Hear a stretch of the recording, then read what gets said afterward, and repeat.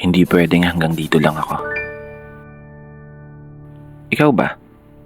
Ano bang pangarap mong maging? Ano pa ba yung mga lugar na gusto mong marating? Ano pa ba yung mga bagay na hangad mong gawin? At ano ba ang laman ng palagi mong hiling? Gaya mo, palagi rin ako nakaharap sa salamin. Pinakatititigan ng gusto yung sariling tumitingin. Kinakausap, tinatanong. Sinisilip ang aking galing. Baka sakaling biglang magising. Yung ako na gusto kong maging. Yung ako na may malayo nang narating. Yung ako na malaya nang bilhin ang kahit anong gusto. Sariling bahay, sariling sasakyan, sariling negosyo. Isang ako sa katauhan ng isang tagumpay na tao. Isang ako na tumama sa loto. Hindi naman tumataya.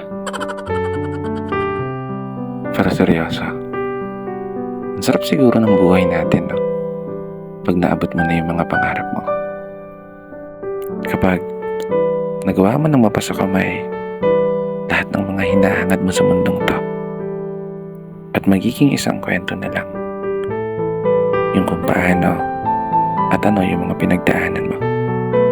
Isang kwento na maibabahagi mo sa ibang mga tao. Kaya naman, habang nandito tayo sa proseso, wag na wag mong susukuan yung mga pangarap mo. Kapag dumating ka man sa punto, palagi kang talo. Umarap ka lang sa salamin at tignan ang sarili mo at subukan mong tanungin, hanggang dito na lang ba ako?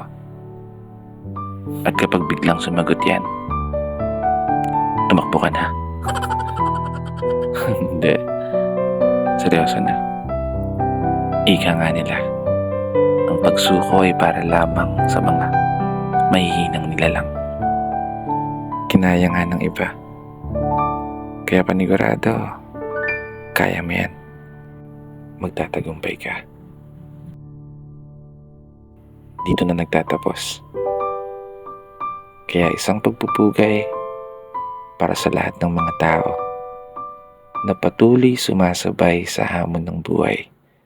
Ako nga po pala si Brother Matt at ito ang aking munting tula. Sana nagustuhan niyo.